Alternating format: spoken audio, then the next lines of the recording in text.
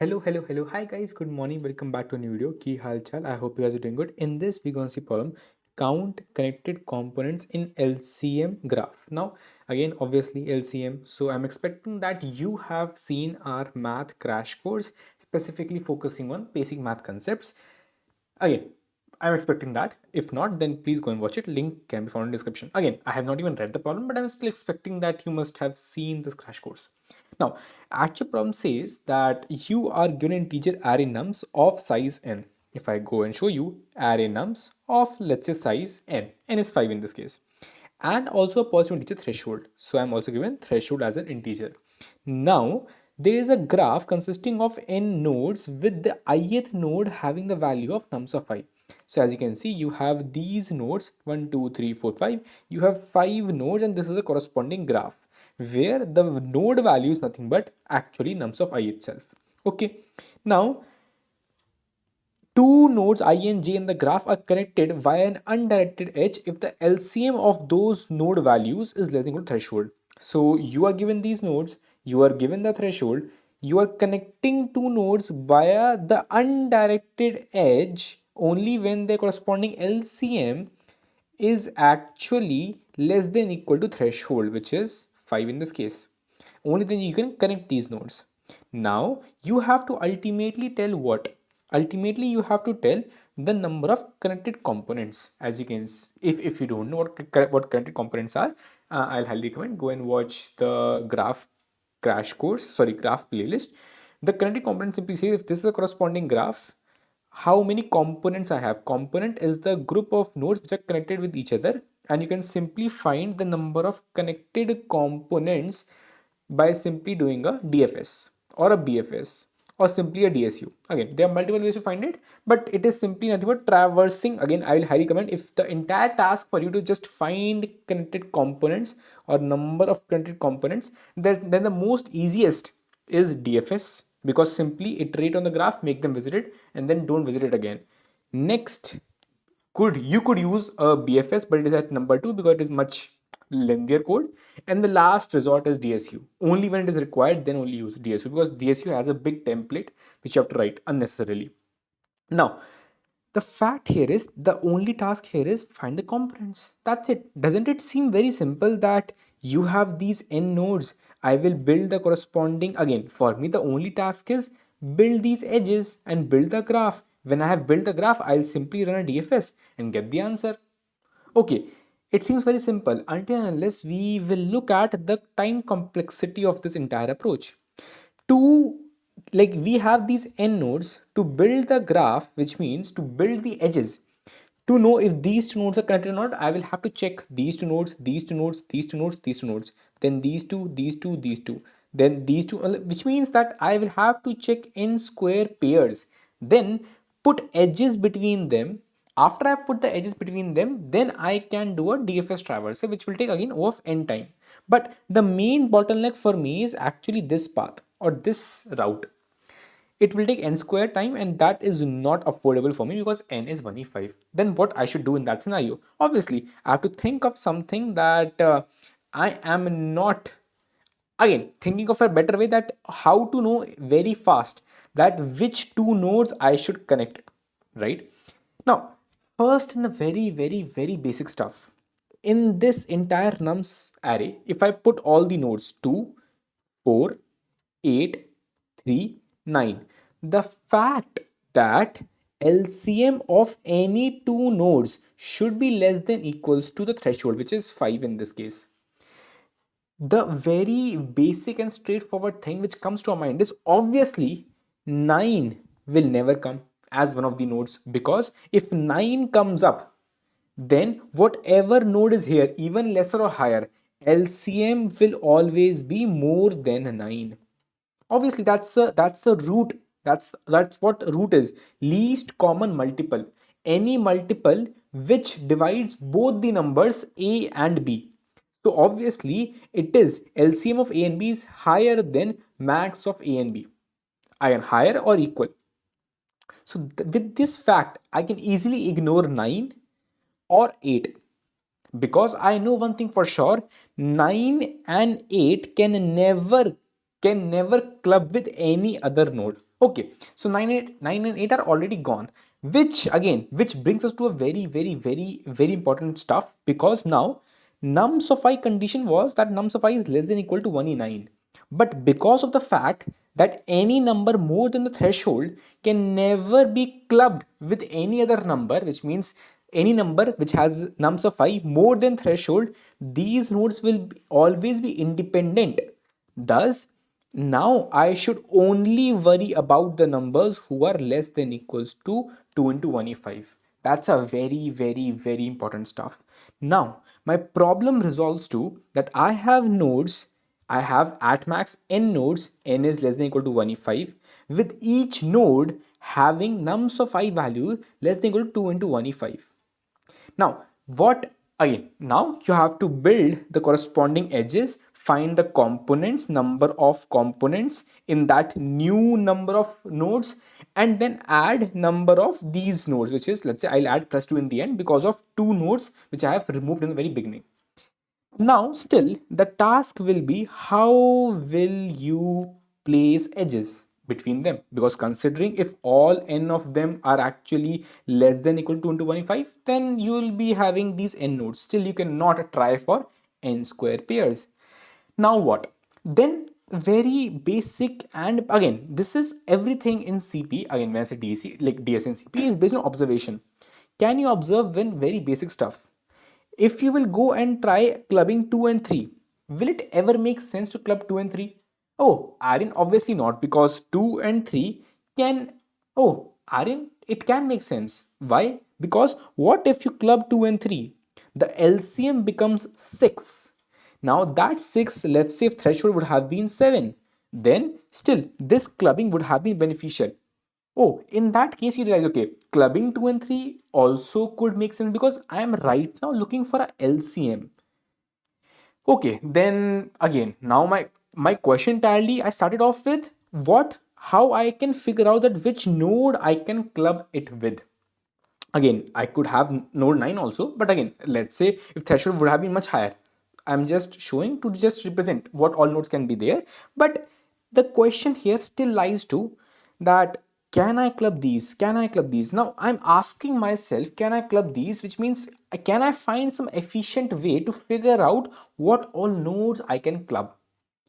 Now, the fact, if you just forget about the nodes, which again forget about these nodes, that's obvious. But if you have only these nodes, and if right now you have to check, okay, should I club these two? Now the first question which will come to your mind is, you will ask, Aryan, there is something similar in these nodes, which means if I am clubbing these, obviously I will have a benefit that the LCM is actually 4. Here in this case, the LCM is actually large. But then the next question will come up that, okay, Aryan, what if it would have been 6? Then obviously the LCM would have been 6. But my entire essence or the pattern which we are seeing right now is that maybe I can leverage. Obviously, I will have to attach some nodes. So maybe I can leverage that, okay, these two nodes have some common factor, or some, again, it can be a prime factor or a simple factor, but some common factor that I can attach a node between them. But again, that will help me just to figure out that between what all nodes I can attach it, which means I can attach between these two. I can attach maybe between these two. So, but again, it doesn't make sense pretty much, because obviously you could also attach between these two. Yeah, true. But the fact which we're trying to focus here is that how we can leverage that what two nodes I can attach, which means that I can take this 2 as my root node, as let's say a parent node, and then let's say if I have any other node in future, let's say 8, then I will attach this 8 with 2. I'll attach, let's say, 6 with this 2. But then you ask, how are you attaching these nodes? And will it even be attachable or not will depend upon the threshold. So isn't it very confusing that how we are thinking of attaching it? That's true. That is the reason this entire thing is based on how will you figure out. But before you try it will be very hard. Now, before we waste any further time, let's see that what all we can try. So one thing we realized that obviously to attach some similar kind of nodes, I will have to either figure out some pattern. Again, when I say some pattern, which means identification of a node. That node is identified by either its prime factors, or you can say its factors. Again, factors or divisor, both are same thing, or maybe again all the factors, all the prime factors. When I say prime factors, I mean unique prime factors. For example, for 4 I will have only 2. For 6 I have 2 and 3. For 8 I have only 2.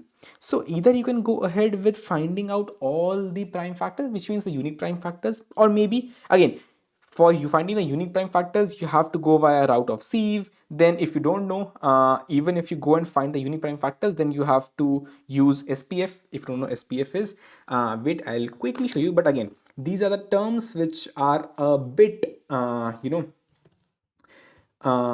yeah.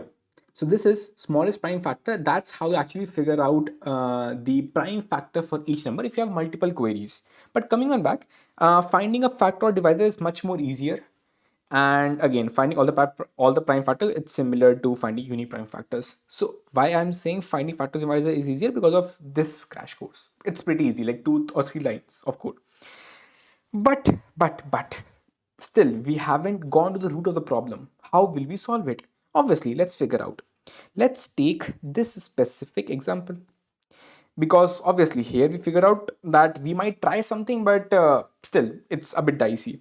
Then we figure out, okay, maybe we have to go in terms of distribute this specific node value, which is 2. So I will distribute it. I will find out its corresponding. Again, you can go ahead and think of in terms of prime factors also, it will still work, but finding them and writing code is a bit longer and also not that much beneficial, considering we have reached to a time complexity where nums of I is less than equal to 2 into 1 is 5.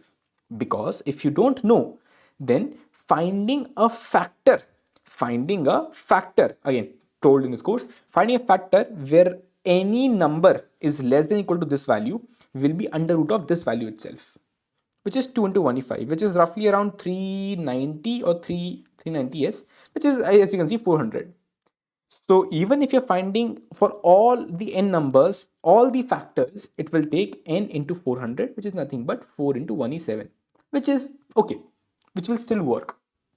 Now coming on back, we realize that we can actually use or find out the factor itself, which is pretty much easy. Then what we will do with those factors? Let's see. We realize, okay, for number 2, again taking the same example, 2 4 8 3 9 12. Obviously I will skip 12 because it is more than threshold. So as you can see, I skipped 12 already. For number 2, let's say I'll find factors. How I find it, I will do a square root, and then any number before it, I'll simply iterate on them. Like square root, I'll simply iterate on the numbers before it. Square root before, so square root. As you can see, iterate. You want to see the code, any number before the square root, you simply iterate on those numbers, and that's how you know these are the corresponding divisors. But then you only have one divisor. Let's say you have 1. The corresponding other factor can be nothing but nums of I divided by the divisor itself, which is called as quotient. So apart from having divisor, you will also have one other thing which is called as quotient, which is nothing but nums of I divided by the divisor itself, which are 2 possible options for me. So I have 1, and let's say I have 8. Same way, I have 2, I have 4. I have no 3 because 3 doesn't divide, but still I will keep on checking until root of 8. So these show that, okay, 1 is factor, 2 is a factor, 1 is a factor, 3 is a factor. Again, these are factors of 3. For the factor of 4, I have 1, 2 and 4. For the factor of 8, I have 1, 2, 4 and 8. 3 is not there. For a factor of 9, I have 1, 3 and 9. 2 is not there. Now, how I can leverage these factors to my benefit? Let's see. So firstly, 1 is a factor for every number. Then you might say, Aryan, which means that I can attach all these nodes. Again, when I say attach all these nodes, I am referring, let's say, their indexes 0, 1, 2, 3, 4, because I can uniquely identify every number with their index. So can I attach it? Which means I'm referring, can I attach 2 with 3, with 4, with 8, and so on and so forth. Now the first question will be, attaching a node depends upon the corresponding LCM. So even if they have common factor, which is 1, Obviously, again, I'm right now telling you in terms of logic, then I'll show you in terms of code. So logically, you will try to check, okay, they have the same factor, you will try to attach them. Okay, before attaching, you will check the corresponding LCM. To check LCM of two numbers, it is nothing but A into B divided by GCD of A and B. Again, to find the GCD also of A and B, we have referred in one of our maths course. So we realize that GCD, okay, like LCM of these two numbers, let's say, if this would have been more. Again, right now I'm considering they have a common factor, which is 1. So I'm trying to attach them. Then you might say, okay, Aryan, you will find the LCM for it. It is less than threshold, so you will attach them. Then another node 1. Are will I check with 3 also and 4 also? No, not at all. What I will do is I will check 1 with what number? Obviously, I should go and try to check with what? The smallest possible value for the same factor. Now you might say, Aryan, doesn't it make sense? Like maybe it might happen that if I check with this specific factor, maybe again, maybe you might think of, if I check with this specific number, then maybe the corresponding LCM might decrease. Why are you always going towards a smaller value? Yeah, that's a good question, and I will answer that. But I have to make sure my comparison calls are pretty much less. So for 3, I compared with just one number. For 4 also, I can just compare with one number. Else I will again go to n square, which I don't want. So I will compare my 4 with again 2 only. So again, the LCM for them is actually less. As you can see, is 4 and 2. LCM again, I will have to find LCM. There's no other route. For 1 also, I'll compare it with the smallest value 2. Now, okay, let's say if I attach here also 8, and then for 9 also I compare with 2, the LCM will become 18, which is more, so I'll just skip it. Then again, there is no other number. So you might say, Aryan, again, I still didn't understand that why you actually attached this value 4 always with 2. Why can't they be attached or checked against next other value? I will say, just hold on, because I'll now go on to next factor. Let's say for the number 2, the next factor is 2. Considering if I would have not even attached my other numbers, by looking at their corresponding one factor, then let's see how factor 2 would have impacted the attachment. Now for 2, okay, it is one node. Then here I have no factor of 2. Okay, here I have factor of 2. I will attach, I'll try to attach 4. Can I attach 4? Again, when I say 2, I will go and look for the smallest value for a factor of 2. The smallest value is 2. I will try to attach it with it. Now I will say, okay, oh yeah, I can attach it. Then I will go and look for next value for, okay, here I have factor of 2. Go and look for a smallest value for a factor of 2, which is again a 8. Now the reason why I said smallest value is because for any factor, for factor of 2, this is the smallest value.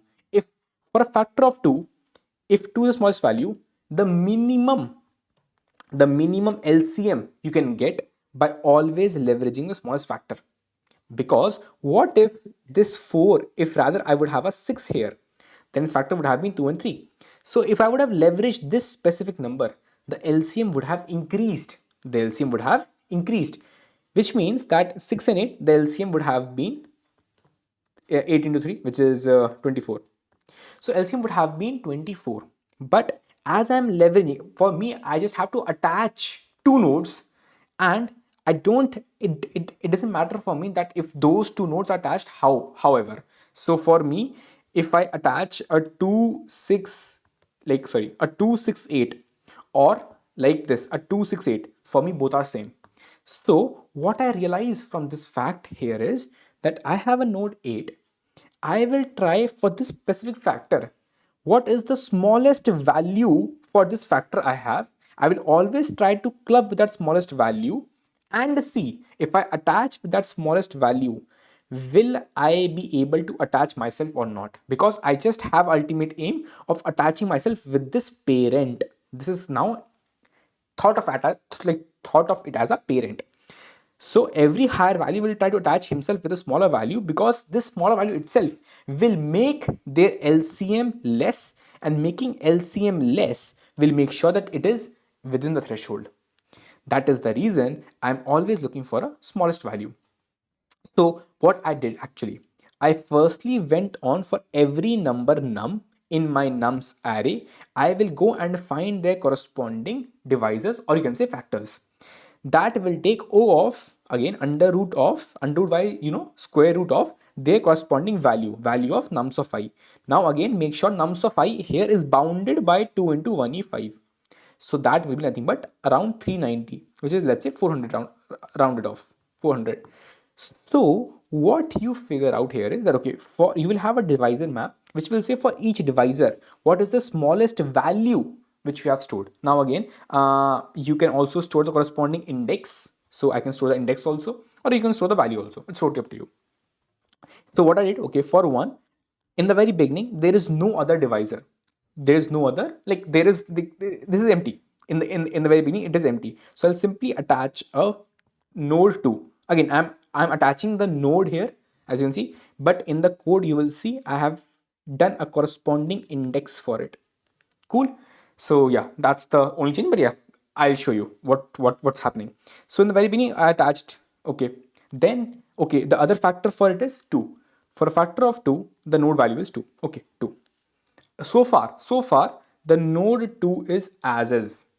See, the node 2, I'm referring the nodes by their values, but technically in the code, you will see the nodes referenced by their corresponding index. Then I went to the next node 3. I look for the corresponding factor. First factor is 1. I will go at the divisor map. I will say for this factor, I already have one smallest value available. So I will try to attach myself, which is 3, with this corresponding value. Can I attach myself? I will say, let's ask, which means I will go and say LCM of current number and this divisor value. If it is less than equal to, again, I will have to find LCM, and finding LCM is pretty much in the log n terms. I will find its corresponding LCM, and then if the LCM is actually less than equal to my threshold, then I will attach it. But make sure I will not update my map, because